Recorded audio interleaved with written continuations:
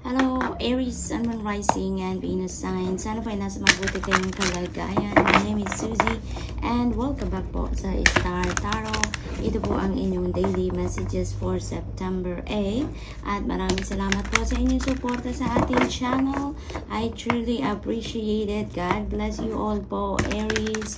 Kung bago naman po kayo dito, welcome na welcome po kayo dito. And maraming salamat din po sa inyong pagbisita. Paalala lang po ha, ni general reading ito, kaya hindi ito magra-resonate sa lahat. Kunin nyo lang kung anong sasakto sa inyong sitwasyon. Pauna mensahe ni Aries, we have the 6 of Autumn. Napakaganda kasi ano to, yung parang kung ano yung pinut out ninyo out in the universe na energy or the vibration, that is what is exactly coming back sa inyo. Yun ang eksaktong babalik sa inyo. Yung parang ano siya, para siyang karma, no? Yung ganon. Kung anong nilabas ninyo, yun ang babalik sa inyo sa ngayon, no? Kung ano naman din yung pangangailangan ninyo sa ngayon, Aries. Let's say, for example, nangangailangan kayo ng pera ngayon. For some reason, may pagkakagastusan, may babayaran, may kung ano man yun, ang dahilan, no? Makakaasa kayo na there is going to be help coming in, no? Meron at merong dadating na pera sa inyo, no? Mga perang hindi ninyo inaasahan, no? Maaring komisyon yan, maaring windfall yan, maaring may magregalo sa inyo ng pera, maaari din na merong magpe-payback sa inyo, maaring may nangutang sa inyo before, ngayon may magbabayad, maaring ganon, or maaari din naman na meron kayong tinulungan in the past, no, ng inyong kaperahan, no? Ngayon sila naman yung tutulong sa inyo. Sila naman yung magpe-payback at maaring kayo naman yung bigyan ng pera, 'di ba? Yung gano'n na makakatulong din sa inyo sa ngayon. Basta merong parating na pera sa inyo. Kaya kung pera ang kinakailangan ninyo sa ngayon, makakaasa kayo na meron dadating. Kung kailangan nyo naman ng emotional support, kailangan nyo naman ng pampalakas ng loob sa inyo ngayon, may mga tao din na dadating para tulungan ka, para maghatid sa iyo ng tulong na kailangan ninyo pagdating naman sa mga encouragement, sa mga yung magbuboost ng iyong confidence, yung mga ganun ba. Kaya napakaganda din ang energy nito na parating sa inyo kasi kung anong kailangan ninyo, yun ang dadating. Kung anong kailangan ninyo, yun din ang maihahatid na tulong din ng ibang tao sa inyo, no? So, maaari din na makakabayad na kayo ng mga utang ninyo sa ngayon. May mga pagkakataon din ng iba sa inyo dito na yung mga perang dadating sa inyo sa ngayon, magkakaroon din kayo ng tsansa na makapagbayad din kayo ng utang aside from matutugunan ninyo kung ano yung pangangailangan ninyo sa pera sa ngayon, may matitira pa rin, no, na magkakabigay sa iyo ng tsansa na magkabayad din kayo ng inyong mga pagkakautang. We also have 6 of Spring. Ayan, nakita ko agad yung 6, dalawang 6 na tayo, Aries. Kaya sinasuggest ko din po, pakitignan po ninyo ang ibig sabihin ng number 66 dahil mayroong additional information at guidance and insight yan para sa inyo. Ano po? Marami ng resources sa Google, online, kung anong ibig sabihin ng mga numbers. Kaya pakitignan po ninyo, 66. Okay? So, dito naman, wonderful news is on its way. Merong magagandang balitang parating. Maaring yan ay balita related sa kaperahan, sa trabaho, sa career, sa negosyo, yung mga ganon, ano? At tagumpay ito, Aries, tagumpay ang 6 of Spring. Magkakaroon ka dito ng victory, kumbaga, no, success na related din yan sa trabaho, career, or negosyo, no? At kung ano yung pinagsikapin ninyo before, kung ano yung pinaghirapan talaga ninyo ito sa trabaho, finally, no, makikita na yan ng mga boss ninyo, makikita na yan ng employer ninyo, at mararecognize na kayo. kayo, no? Makikilala na kung ano yung trabahong ginawa ninyo, at hindi lang yung trabaho itself, pati kayo, yung effort, no, na ginawa ninyo, trabaho, dedication, commitment, yung ganon. Kaya makikilala na ng publiko, makikilala ng maraming tao na ang inyong ginawa, and that is your victory, no? At hindi lang din yan, no? Maaaring mabigyan din kayo dito ng pay raise, mabigyan kayo dito ng merit, mabigyan kayo dito ng promotion, maaari din na ma-offeran pa kayo ng scholarship, no, para makapag-expand kayo ng kaalaman ninyo, ng sa gayon pag natapos na kayo diyan sa pag-aaral na yan, maaaring mabigyan kayo ng promotion din para maiangat, no, mag-level up ang inyong posisyon sa trabaho. So, Aries, we have 8 of summer. Napakaganda din nito kasi you are moving on. There is moving on energy dito. Ibig sabihin nito na meron mga bagay, sitwasyon, or even tao sa buhay ninyo na, alam mo yun, alam mong wala ka nang makukuha doon, or maybe wala ka nang ma-contribute sa sitwasyon na yun, no? Kaya naghahanap ka ngayon ng bagong avenue where you can be more productive, no? Where you can be more meaningful, kumbaga, ang inyong mga ginagawa. Yun ang mas malalim na ngayon ang iniisip ni Aries, no? Kaya pinipili ninyo ngayon na mag-create ng pagbabago sa ibang parte ng buhay ninyo, no? Maaring maaring ang iiwanan ninyo dito trabaho, maaring ang iiwanan ninyo dito ay karera, maaring ang iiwanan ninyo dito ay relationship, maaring ang iiwanan ninyo dito ay yung tahanan ninyo, kung lalo na kung hindi na, alam mo yun, yung pakiramdam ninyo hindi na nagsisilbi sa inyo ng maganda, no? Wala na, it doesn't serve your highest good anymore, yung sitwasyon na yan. Yun ang pagdedesisyon ng inyong iiwanan kasi gusto ninyo na mas maging pakipakinabang pa, yung inyong mga ginagawa, no? You are looking for a deeper meaning, no, in your life ngayon sa inyong mga ginagawa. Kaya mag-move on kayo. Meron kayong iiwanan dito. May isasara kayong sitwasyon sa buhay ninyo. May mga pintong isasara kayo dito. Kasi naghahanap kayo ngayon ng mas magiging kapakipakinabang kayo, no?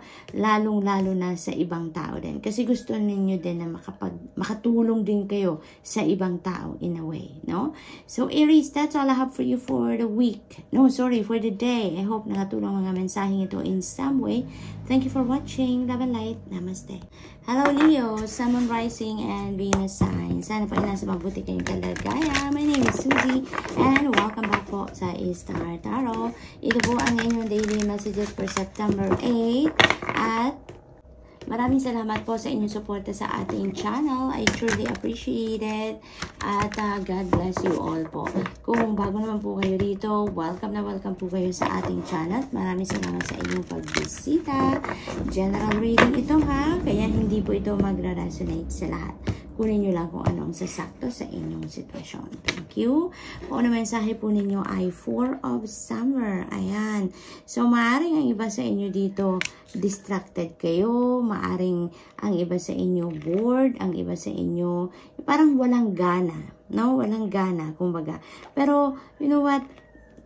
Pangpagising ito sa inyo, Leo. This is a nudge for you na, alam mo, Leo, meron mga exciting opportunity na nandyan sa paligid ninyo, no? Kaya instead na mabore kayo, instead na yung parang ma-distract kayo sa mga hindi naman masyadong makakatulong sa inyo, no? At this point, you know, buksan ninyo ang inyong isip, buksan ninyo ang inyong mga mata, and look around because may mga opportunity na lumalapit sa inyo sa ngayon, okay?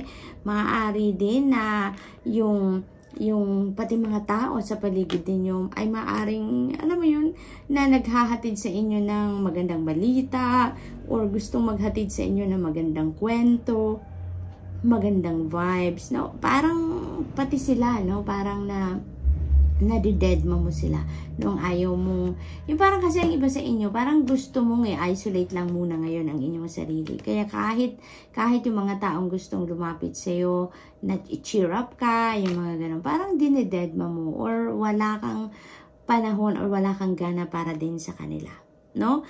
Kasi, yun nga, parang meron kang discontentment sa buhay, boredom ang nararamdaman mo ngayon, parang wala kang gana because of some disappointment na nangyari, may mga frustration ka siguro about life itself or sa mga ginawa mo, sa trabaho, sa career, no? Maaaring mga ganun ang sitwasyon ng iba sa inyo, Leo. Kaya, kung ganito ang inyong sitwasyon, Leo, no? Panggising ito sa'yo, na teka lang, Leo, ano ka muna, no? Alis ka na muna dyan sa sitwasyon mo sa ngayon. Kasi, you never know, baka yung mga opportunities na pumapasok sa inyo ngayon or kumakatok sa buhay ninyo ngayon, yun ang muling magpapasaya sa'yo. Malay mo, yun ang hinihintay mong mga kind of opportunity, diba? Kaya, gising muna, no? Gising muna. Break ka muna dyan sa disappointment na yan, sa boredom na nararamdaman mo. Kasi maaaring ito na yung talagang bubuhay muli ng dugo mo, no?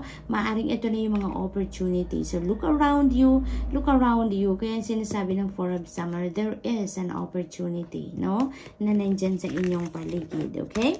We have the Two of Winter. Ayan. So, maaaring iba sa inyo ngayon, ang iba din, siguro alam ninyo na merong opportunity pero indecisive kayo, no? Kasi maaaring ang focus talaga ninyo ay nandun sa hindi magandang nangyari sa buhay ninyo recently. Kaya hindi kayo makapag-desisyon kung i-consider ninyo yung mga opportunities na lumalapit sa inyo or kung mag-i-stay kayo sa boredom na yan or sa disappointment na yan na inyong nararamdaman sa ngayon, no?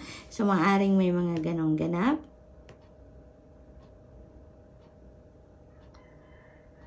It could also be that ang iba sa inyo din naman ay maaring hindi ninyo mapagtagpo, no, ang gusto ng isip at ng puso ninyo. No? Yung nasa fork in the road kayo kasi maaring yung gusto ng isip ninyo hindi rin approve yung puso ninyo. Ang puso ninyo hindi rin approve sa gusto ng isip ninyo. Kaya parang naguguluhan kayo ng ang resulta, hindi kayo makapag-desisyon ngayon. Ano? Kasi maari din ang iba sa inyo talaga nahaharap din sa isang importanteng decision making other than this opportunity. No? Maaring may ibang bagay na pinag-iisipan ng iba sa inyo ngayon and you can't make a decision. No, Leo? So, ganon ang sitwasyon ng iba. We have Two of Autumn. Ayan. So, Leo, meron tayong dalawang 2, no? So, 2, so meaning that is a master number 22. Kaya, inibitahan ko din po kayo, pakitignan po ninyo ang ibig sabihin ng master number 22 for more guidance po. Okay? For more insights, more information. Okay? So, dito naman sa Two of Autumn, feels like madami kayong iniisip or marami kayong ginagawa. You are juggling between two things dito, no? Talaga. Kaya, parang, ang iba siguro sa inyo, Leo, magaling din talaga kayong mag-multitask. Maaaring ganun din. Meron kayong talent dyan na magaling kayong gumawa ng mga bagay all at once. Kayang-kaya ninyong mag-attend ng iba't ibang bagay at the same time. Maaring ganun din ang galing ninyo, no, Leo? Maaring may extra talent kayo sa pagmamanage ng maraming bagay, maraming gagawin, maraming obligasyon, all at the same time. Nagagawan pa rin ninyo ng paraan, nagagawa pa rin ninyo to perfection. Kumbaga, yung mga ginagawa ninyo. Kaya, ngayon, parang ganun kayo. You're all over the place kasi maaaring may trabaho kayo sa umaga, iba ang trabaho ninyo sa hapon, or maaaring nagtatrabaho kayo sa bahay. Na-pick up ko agad dito, maaaring you are an entrepreneur, no? Maaaring self-employed kayo, maaaring may online business kayo sa bahay, and at the same time, may ano pa kayo, may online pa rin kayo na trabaho, no? Other than the business, no? So, talagang ano kayo, busy, no? Lagi kayong busy sa Leo. Ganon ang pinagkakaabalahan sa ngayon, no?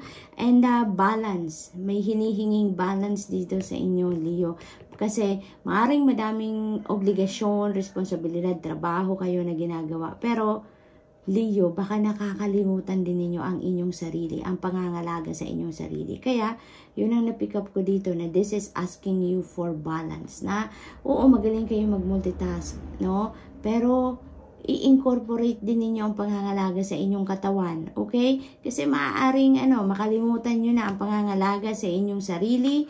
At, you know what, mas magandang you are also on top of your health kahit na marami kayong obligasyon, marami kayong ginagawa, so that talagang lagi kayong maging maayos ang pakiramdam at magagawa ninyo kahit ang dami-dami pa, 'di ba, na trabaho. So yun, Leo, that's all I have for you for today. I hope nakatulong ang mga mensaheng ito in some way. Thank you for watching. Love and light. Namaste. Hello Sagittarius, Sun, Rising, and Venus sign. Sana po ay nasa mabuti kayong kalagayan. My name is Susie and welcome back po sa Star Tarot. Ito po ang inyong daily messages po for September 8. At maraming salamat po sa inyong suporta sa ating channel. I truly appreciate it. At God bless you all, Sagittarius. Kung bago naman po kayo rito, welcome na welcome po kayo sa ating channel. At maraming salamat po sa inyong pagbisita. Thank you. General reading po ito, kaya hindi ito magra-resonate sa lahat. Thank you. Sagittarius, pauna mensahe ninyo, 5 of Winter. Ayan. So, maaring ang iba sa inyo dito, is maaring may mga hindi kayo pagkakaintindihan with another person. Maaring may mga conversation na nangyari sa inyo between you. Naririnig ko kapatid, no? Agad-agad kapatid. Maaring may mga pag-uusap kayo with your kapatid at some point at hindi kayo nagkaintindihan. Parang naghiwalay kayo na hindi kayo on the same page, no? Yung ganon. Kaya maaring nag-walk away ang isa sa inyo dito. Maaring nagkaroon ng discussion dito. Maari din na yung parang naging silent war na ang naging sitwasyon na nag-walk away na lang na alam mo yun, alam mong hindi kayo on the same page, no? Yun ang ganap dito for some of you. So, parang ang iba din sa inyo dito siguro during the conversation, alam mo yun, nag-walk away na lang dahil alam mong hindi yun ang dapat na gawin ninyo, na makipagsagutan pa, makipag-discussion pa, yung gano'n. Yung parang pinutol nyo agad siguro ang conversations ninyo dahil alam mo it's not worth your effort, it's not the right thing to do na makipag-discussion ka pa or makipagsagutan pa. Kaya minabuti mo na lang na umalis sa sitwasyon, no? Parang gano'n ang naganap sa iba sa inyo dito. We have the 2 of Autumn. Ayan, Sagittarius. Dami mong ginagawa. Multitasker ka. Napakagaling mong magawa ng or mag-attend sa mga iba't ibang klaseng trabaho or ginagawa all at the same time. Wow! Napaka-talented mo pagdating sa multitasking, no? Ang dami mong ginagawa, ang dami mong inaasikaso.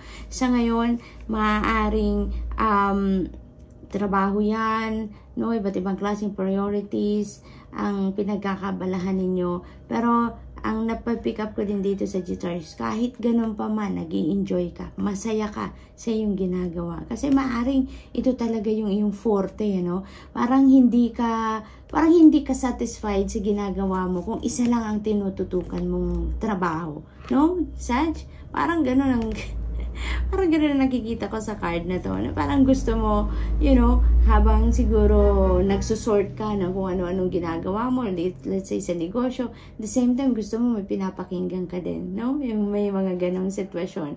At saka, you're enjoying it. You're enjoying it kahit na busy ang katawan mo, busy ang isipan mo, you're enjoying it. So that's what matters, diba? So what else? Renewal. Ayan, sa number 20. So, ang iba sa inyo dito parang may review, may life review na ginagawa naman, or maaaring yun ang gagawin ninyo or naiisipan ninyong gawin, no? May life review kasi parang mayroong reassessment dito kung ano na ang mga nagawa ninyo sa buhay ninyo. Ano na ang mga nagawa ninyo in the past? Anong mga resulta nun? Anong mga epekto nun sa ngayon? What are the things na ginagawa ninyo sa ngayon? Anong mga nakikita mong epekto nun sa mga bagay-bagay sa buhay ninyo ngayon? Iba't ibang parte ng buhay ninyo ngayon? Ano ang mga kailangan nyo pang baguhin? Anong mga kailangan ninyong idagdag, i-adjust, gawin? Yung mga ganon. Kasi parang nagsiset kayo ngayon ng long-term goals, yung mga ganon, no? Maaaring nagsiset kayo ngayon ng mga bagay na gusto ninyong makita sa inyong 3D reality in the future. At ngayon, ina-assess nyo ngayon muna yung sarili ninyo, yung entire life ninyo ngayon. Kung ano pa ang kailangan, ano pa ang kailangan ninyong gawin, ano ang kailangan ninyong i-improve, no? So that ma-reach ninyo kung ano man yung goal ninyo, no? For the future. So maaring ganon ang sitwasyon dito for some of you.